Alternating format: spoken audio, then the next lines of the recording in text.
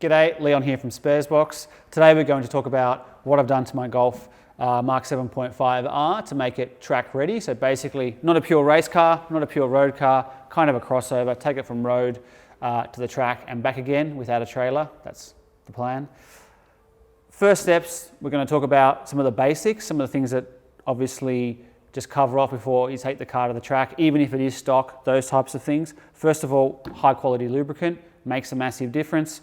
At the moment, I'm running the Penrite 10/10 Racing 5W30. It is a 5W30. I've also run the Liquid Moly Gen 540 as well, which has been great.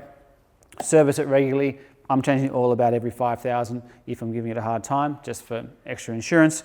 Man filter, also mandatory high temp brake fluid. We'll talk about brakes in a bit, but these things do run really hot on the brake. So definitely do that, otherwise you'll be going home after first session with cooked brake fluid, and that's a bit of a fail. Obviously, make sure you've got a tyre pressure gauge here.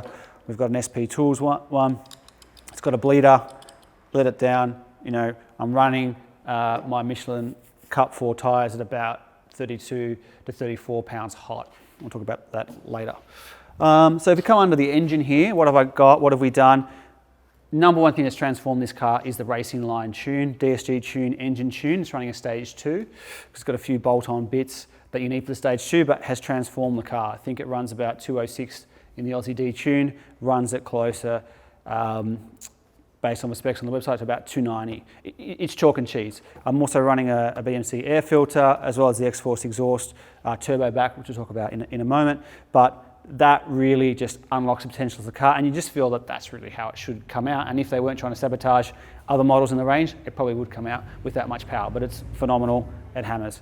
All right, if we look down here, we've got the Michelin Pilot Cup 2 Sport tyres, which are great obviously on the OZ wheels. They pump a bit more air through it as well.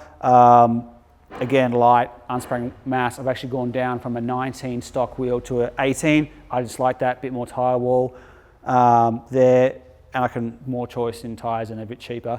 And I just think that's a good mod. If you come down here, you'll see brakes. This is the number one thing you're going to have problems with on the track. And I've tracked this car stock and in various forms of tune. In stock format, the brakes are really, really undercooked. I've improved them, so I have been running a 2-piece, you can see here, a 2-piece DBA rotor set. So these got a lot of love last time they were out, and you can see nothing to do with the disc. This is just me really overcooking it, and they just don't get enough air through here. So there's a trick that I've learnt from scouring the forums, and brakes has really been a mission to get right on this car. And you can see here, after the mods that I've done, and I've just been to the track recently, and you can see here on my grading indication, and we're just sort of starting to get into the 600-degree range, but it's still looking pretty good, which is a massive, massive win for me based on where these were coming, and I just blew all the heat markings off. I cooked a set of pads, cooked these rotors. You can see here I've taken off the little bracket, the R bracket, that get a bit more air. Does that, has that made a massive difference? No. The air ducts that I've put there from the RS4 have made a good difference and really are responsible for keeping this under 600. I'm running the WinMax pads here. Again, essential. If you're going to do nothing else, change the pads, change the fluid. That is definitely going to make your track day a lot more enjoyable. I'm running the Bilstein adjustable dampers. You can see here they plug into the computer. They're coilovers. They've been corner weighted. Phenomenal, make an awesome impact. I have run the H&R springs as well. H&R springs have been really good, but you need to run them with the suspension settings to hard most of the time to get the damping rate. But obviously, if you're not changing the shock and just changing the spring, there's a limitation to how good that setup can be. Even though it's good for the money, this is a quantum step forward, and the damping rebounding is just phenomenal. I took 3 seconds off at Eastern Creek with just the WinMax pads and the suspension, just basically better contact all around, better drive, better braking, better handling, better power, better everything. I've got the Super Pro arms here, Super Pro front arms, we'll talk about in a moment, and I've got the adjustable links as well, and that's been a good addition. There's some other bits under the car, which I'll show you a bit later. All right, so if we just pump up the hoist, we should be able to look at some of the other stuff.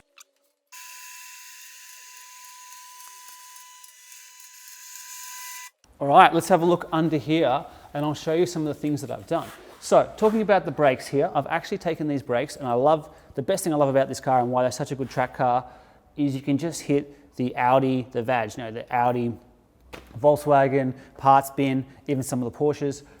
These are often, hit the forums, and this was like a mod that everyone suggested. It's an Audi RS4 brake duct, so VW know that these things don't breathe that good on the brakes. So you can see it comes with the cable ties, comes with all of these. I've slightly modified the bracket because I've got the Super Pro arms, but basically we're channeling air here, comes through the venting, and when you're doing 200, you're pumping a lot of air there, and that's really cooled down the brake temperature to a somewhat sensible number. I've also drilled out, I don't know if you can come in here, you can maybe see, I've drilled out some of the backing plate, probably not too aggressively. I have read if you go too aggressive, the ball joints and the sensors come out. So I've been I'm just trying to get some air circulating behind these shields. That's sure, they stop stuff coming in, but at the same time, you want the hot air to come out, and that's really what I'm doing. So I've got the Super Pro arms, alloy arms, with their urethane bushing that improves caster and camber. I've also got the strut top mounts, which is solid aluminium from Super Pro, which again improves caster and camber on the top of the mount of the Bilstein shock. So that really transformed the turn in the car. They are a bit understeery from stock, so that has helped massively. I've also just installed this thing here.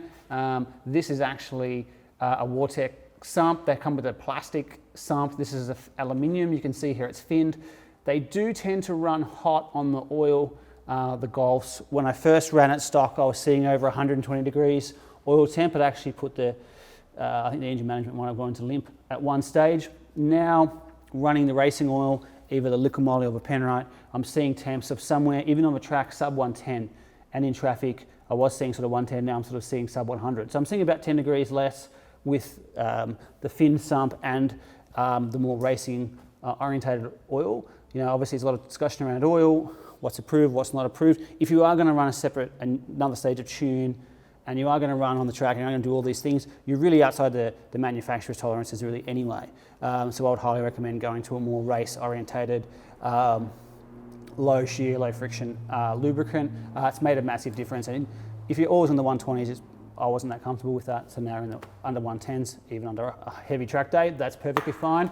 I've got this little thing as well. This is a white line sort of engine helper bush. So basically, it actually rocks around a huge amount, really, when it's under load here. And you'd be really surprised to see how much movement. There's some YouTube, you can see on YouTube, people have put some cameras under there. So this little helper bush just slides in, super easy. I think we did it in about 10 minutes, literally.